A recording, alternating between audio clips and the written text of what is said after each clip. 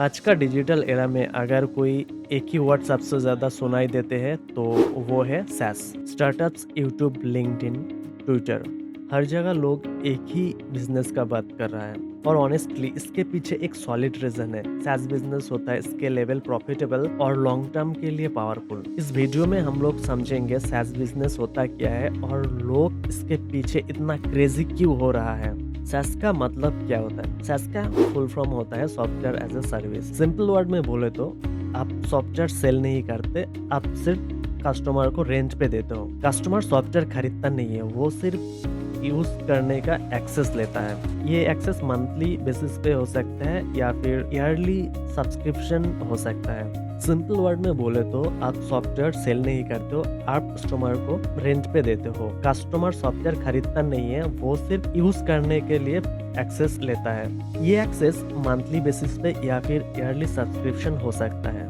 और best part, customer को कोई सॉफ्टवेयर इंस्टॉल नहीं करना, सर्वर मैनेज नहीं करना, कोई टेक्निकल हेडेक नहीं, बस ब्राउजर खोलो, लॉगिन करो और काम शुरू। सारा डेटा क्लाउड में सेव रहता है। सैस मॉडल इतना प्रॉफिटेबल होने के पीछे कुछ स्ट्रॉन्ग रीजन है। फर्स्ट हो गया predictable income, monthly recurring revenue. दूसरा हो गया इजी ऑनबोर्डिंग, कस्टमर जल्दी स्टार्ट करता है। तीसरा हो गया हाई स्केलेबिलिटी, यूजर्स बढ़ने से भी कॉस्ट ज्यादा नहीं बढ़ता है। वजह से सैस एक पावरफुल बिजनेस मॉडल माना जाता है। SaaS business mostly 3 module follow करता है। एक हो गया आपका सब्सक्रिप्शन मॉड्यूल। सब्सक्रिप्शन मॉड्यूल में कस्टमर मंथली पे करता है और वो यूज करते रहता है। दूसरा हो गया प्रीमियम मॉडल। प्रीमियम मॉडल में कस्टमर को कुछ बेसिक चीज यूज करने के लिए मिलता है एंड एडवांस्ड फीचर्स के लिए पे करना होता है। तीसरा हो गया प्राइसिंग टियर्स। प्राइसिंग टियर्स में बेसिक, स्टार्टर, प्रो और एंटरप्राइज रहता है। जैसे जैसे यूजर्स का यूजेस बढ़ता है वैसे वैसे प्लान भी अपग्रेड होता है। सैस इतना स्केलेबल क्यों होता है? इसका पीछे 3-4 रीजंस है। एक ही बार बनाओ और multiple times multiple users use करते रहता है। मतलब सॉफ्टवेयर एक बार डेवलप कर दिया, उसके बाद 100 यूजर्स हो या फिर 1 lakh users, cost almost same ही होता है। दूसरा हो गया ग्लोबल कस्टमर्स। आप सिर्फ अपने सिटी या कंट्री तक लिमिटेड नहीं हो, इंटरनेट के थ्रू पूरा दुनिया आपका मार्केट है। तीसरा हो गया आपका नो इन्वेंट्री, नो लॉजिस्टिक्स। कोई फिजिकल प्रोडक्ट नहीं होता है, इसीलिए मार्जिन हाई होता है। बिजनेस लाइट वेट होता है, customer life time value strong होता है। इसीलिए इन्वेस्टर्स सैस को बहुत ही सीरियस लेता है। हर कोई सैस क्यों बनाना चाहता है? इसके पीछे 2 सॉलिड रीजन है। एक हो गया ऑटोमेशन पावर। अब प्रोडक्ट एक बार सेट हो गया तो वो ऑटोमेटिक अपने आप ही अर्न करना स्टार्ट कर देता है।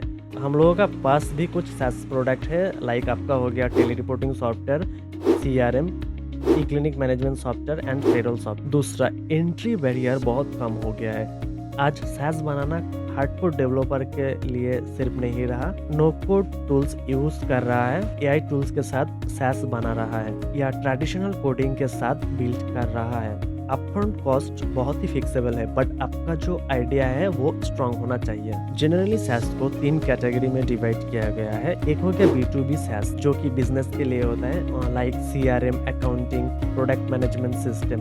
दूसरा हो गया B2B सैस, जो कि डायरेक्ट कस्टमर के लिए सॉफ्टवेयर होता है, जैसे कि नेटफ्लिक्स, स्पॉटिफाई, सब्सक्रिप्शन बेस्ड होता है। तीसरा हो गया आपका वर्टिकल सैस, स्पेसिफिक निश के लिए सॉफ्टवेयर, जैसे कि आपको अगर कोई क्लिनिक के लिए सॉफ्टवेयर बनाना है तो वो एक सैस हो गया, या फिर आपको कोई स्कूल मैनेजमेंट सॉफ्टवेयर बनाना है, या फिर जिम के लिए जिम मेंबरशिप मैनेज करने के लिए सॉफ्टवेयर बनाना है तो वो एक सेपरेट सैस हो गया। सैस में कुछ चैलेंजेस भी फेस करना पड़ता है। सैस कोई प्रोडक्ट नहीं होता है, इसमें भी चैलेंजेस होता है। एक हो गया आपका कस्टमर चम। अगर कस्टमर को स्टार्टिंग में ही आपका प्रोडक्ट समझ में नहीं आया तो वो कैंसिल भी कर सकता है। इसीलिए स्ट्रॉन्ग ऑनबोर्डिंग और रियल प्रॉब्लम सॉल्विंग करना बहुत ही जरूरी है।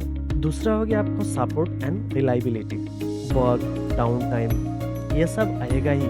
वीक सपोर्ट मतलब लॉस्ट कस्टमर, स्ट्रॉन्ग सपोर्ट मतलब लॉन्ग टर्म रेवेन्यू। कुछ लेटेस्ट सैस जो कि आजकल बहुत ही ट्रेंड में चलता है, जैसे कि AI chatbot, automation tools and content image generate tools. दूसरा हो गया वाइट लेवल सैस, कोई भी सैस को रीब्रांडिंग करके सेल करना। मतलब अगर आप कोई सेल्स पर्सन हो तो आप वो सैस को अपने हिसाब से मॉडिफिकेशन करके, रीब्रांडिंग करके आप सेल कर सकते हो। या आप SaaS स्टार्ट कर सकते हैं? तो आंसर है यस। आपको कोडिंग आए ना आए, no code tools, ChatGPT, AI tools, ये सब की मदद से लोग ऑलरेडी SaaS बना रहा है और स्केल भी कर रहा है। SaaS स्टार्ट करने के लिए सबसे पहले क्या करना चाहिए? तो आप लोग अगर SaaS स्टार्ट करने जा रहे हैं तो सबसे पहले आप एक रियल प्रॉब्लम आइडेंटिफाई करो। कोई भी जेनेरिक सोल्यूशन बनाने के बजाय एक क्लियर निश चूज करो। बिल्ड करने से पहले प्रॉब्लम वैलिडेट करो, यूजर से बात करो और लोगों से पूछो एक्चुअली